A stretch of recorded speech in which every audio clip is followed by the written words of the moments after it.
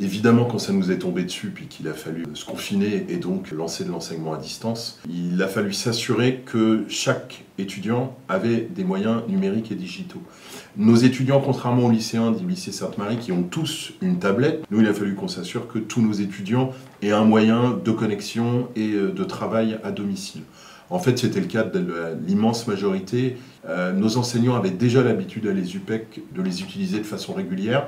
Par contre, à des degrés d'expertise variables.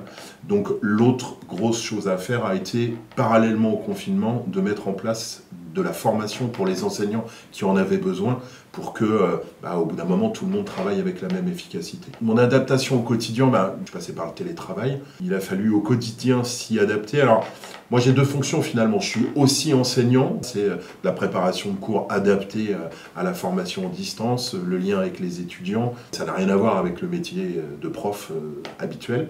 Et puis, sur ma fonction de responsable et de directeur adjoint, on a beaucoup utilisé la visioconférence et finalement, ça n'a que peu d'effets. On ne perdait pas beaucoup en qualité.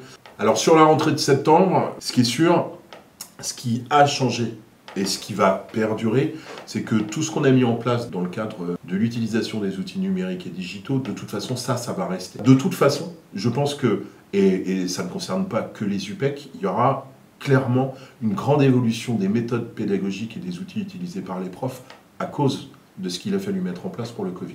Ce que je ne veux pas, c'est que les enseignants aient à faire les deux choses, c'est-à-dire à faire leurs cours en présentiel et à les faire à distance, parce que ça fait deux fois le boulot. Donc là, on a anticipé, on a acheté notamment des webcams pour équiper chacune de nos salles. Et donc, si on devait couper les effectifs en deux, les profs feront cours normalement à une moitié de classe qui sera présente, et ceux qui ne sont pas présents pourront y assister en visio, en direct. Mais il faudra ajuster tout ça, parce que si un étudiant vit dans un coin où il a une mauvaise liaison informatique, celui-là ou celui qui est interne, il faudra peut-être qu'il soit en présentiel toutes les semaines. Puis celui qui se débrouille bien, peut-être qu'il sera en distanciel toutes les semaines. On fera un ajustement par rapport à chaque cas particulier. Il nous manque le contact physique. Et surtout, ce qui nous manque, c'est le feedback. Quand on est dans une salle de classe et puis qu'on parle et puis qu'il y a des questions, on voit les personnes réagir, on se dit tiens, là, il faut y revenir. Là, on travaille un peu à l'aveugle. Donc, il faut être très vigilant. Et puis, ça veut dire aussi que même quand tout ça marche, il faut être très attentif aux éventuels décrocheurs. Il ne faut pas que la situation mette des étudiants en échec alors qu'ils ne l'auraient pas été en présentiel. Certains s'en sont très bien sortis en distanciel, voire même mieux. Il y en a d'autres, à l'inverse, où eux, ça les a handicapés parce que voilà, leur personnalité ou leur façon de travailler s'y adaptait moins. Donc il faut être très très vigilant à ça. Ce qui est clair, c'est qu'une situation de crise, on a clairement pu acter qu'on était capable de la maîtriser.